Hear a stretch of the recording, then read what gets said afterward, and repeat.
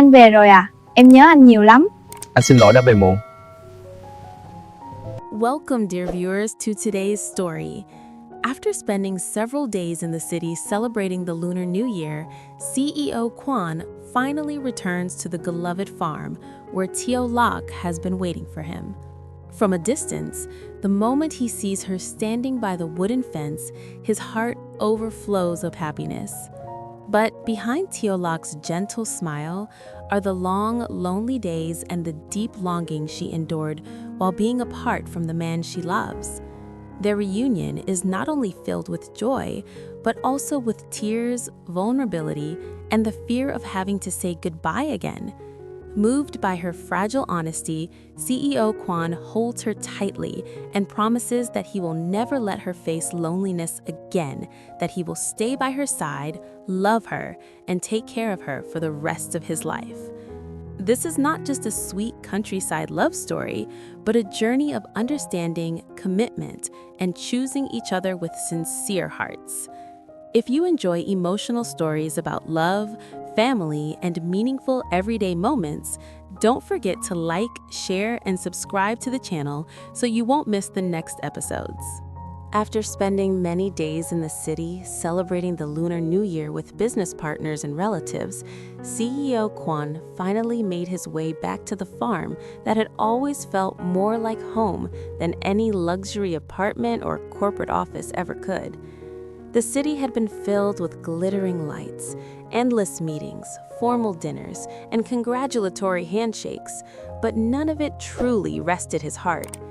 As he drove away from the crowded streets and towering buildings, the scenery slowly changed into open fields and quiet country roads. The air became fresher, lighter, and somehow warmer. With every mile closer to the farm, his grip on the steering wheel tightened, not from stress, but from anticipation. The familiar dirt road leading to the wooden gate came into view, covered in a thin layer of golden dust left behind by the early spring sun. Wildflowers swayed gently along the roadside, and the vast sky stretched endlessly above him. Then, in the distance, he saw her. A small figure stood beside the wooden fence, wearing a simple, light-colored dress that moved softly with the breeze. Even from far away, he would have recognized her silhouette instantly. It was Tieu Lac. His heart skipped a beat. For a brief second, he slowed the car, almost afraid that if he blinked, the image might disappear like a dream. But she was real, standing there quietly, as if she had been waiting. Without hesitation, he rolled down the window and called out her name, his voice carrying across the open fields.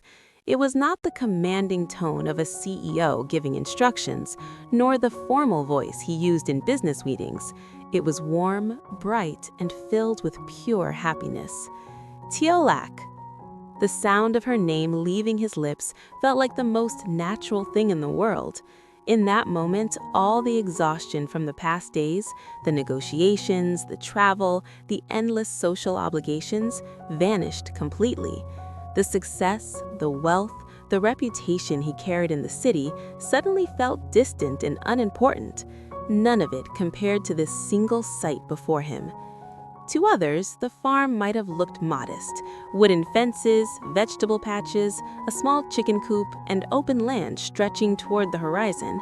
But to Quan, this place held something far more valuable than any corporate empire. It held peace, it held sincerity, and most importantly, it held Tieu Lac. As he continued driving closer, he noticed the subtle details he had missed so much.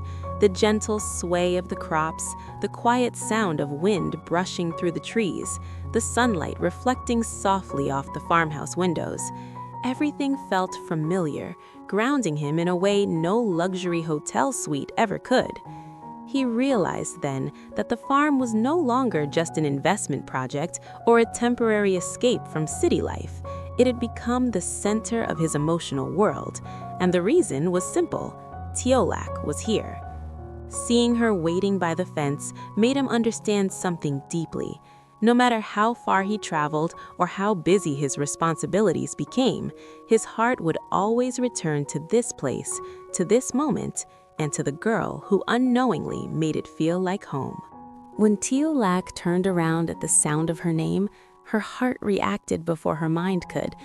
For a split second, her eyes lit up with the same warmth she had been holding on to through the long days of separation. Seeing CEO Quan standing there, real and smiling, felt like the end of a silent storm she had been enduring alone. But as quickly as joy rose within her, another emotion followed, an ache she had tried so hard to suppress. She had told herself she was strong. During the days he was away in the city, she woke up early every morning to tend the vegetable garden, checked the irrigation lines, fed the chickens, and repaired small things around the farmhouse that needed attention.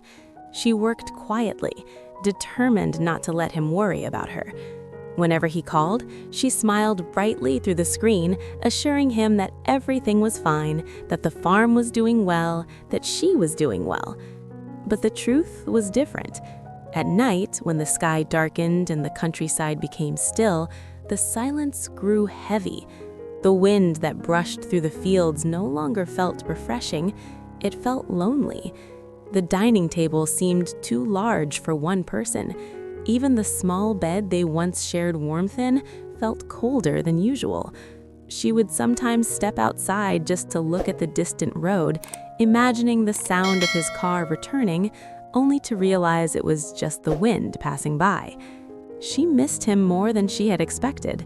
Not just his presence, but his laughter when something went wrong in the garden, his steady hands helping her carry heavy baskets, his quiet habit of standing behind her while she cooked, wrapping his arms around her waist. The farm was alive, yet without him, it felt incomplete. So when she finally saw him now, standing there, calling her name with unmistakable joy, her emotions overwhelmed her.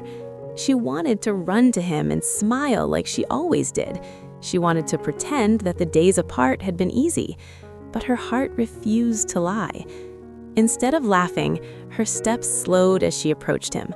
Her eyes shimmered not only with happiness, but with the weight of longing she had kept hidden. When she reached him, she didn't speak right away.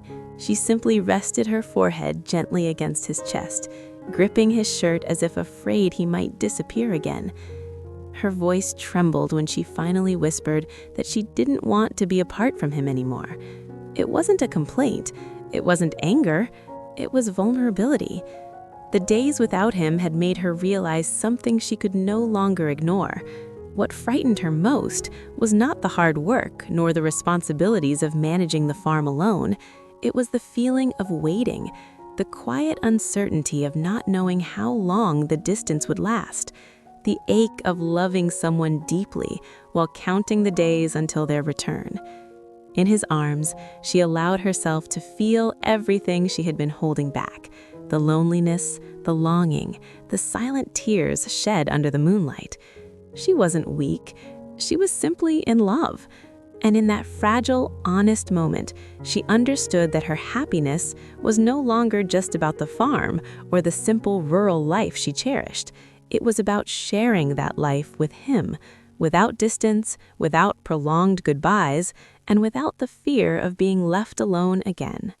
Quan felt the slight tremble in Tieu Lac's shoulders the moment she leaned into him, and something inside his chest tightened. He had seen her strong, smiling, capable of managing an entire farm on her own. He had admired her independence and resilience. But now, holding her like this, he realized that strength did not mean the absence of pain. It simply meant she had been carrying that pain quietly. He wrapped his arms around her more firmly, as if to reassure both of them that this embrace was real. The scent of earth, sunlight, and the faint fragrance of her hair grounded him instantly. This was where he belonged, not in glittering banquet halls or behind polished conference tables, but here, under the open sky, holding the woman who had become the center of his world. Gently, he lifted her chin so he could see her face. A tear clung to the corner of her eye, catching the afternoon light. Without thinking, he brushed it away with his thumb. His movements were slow, careful, almost reverent. He hated the idea that his absence had caused her sadness. The success he chased in the city suddenly felt meaningless compared to the vulnerability standing before him. "I'm sorry," he whispered, his voice no longer carrying the authority of a CEO, but the sincerity of a man in love. "I didn't realize how hard it was for you." He had convinced himself that temporary distance was necessary for business growth, for expanding opportunities, for securing a better future. But in doing so, he had underestimated the cost of absence. Seeing her like this made him understand that love was not sustained by promises of a distant future alone. It needed presence, reassurance, and shared moments in the present. He took a deep breath, then spoke with quiet determination. No dramatic gestures, no grand declarations meant for applause, just steady, honest words. "No matter how busy things become, I won't leave you alone like that again. If I have to travel, it won't be for long, and if possible, I'll bring you with me. This farm, this life, it's not separate from my work anymore. It's part of who I am." The wind moved gently around them, carrying the soft rustling of crops and distant animal sounds. It felt as though the land itself was listening. He told her that success meant nothing if he had no one to share it with, that every achievement in the city felt incomplete because she wasn't there to see it. That when he pictured the future, whether it involved expanding the farm, building new projects, or simply watching sunsets grow old together, she was always beside him in that vision. "I promise," he said firmly, looking directly into her eyes, "I will stay by your side, protect you, and take care of you for the rest of my life." It wasn't a promise made lightly. It carried weight, responsibility, commitment. Tieu Lac searched his face as if measuring the depth of his words. What she saw was not just affection, but resolve. Slowly, the tension in her expression softened. She didn't need luxury or grand romantic displays. She needed certainty, and he was giving it to her now. As he intertwined his fingers with hers, the distance of the past days began to fade.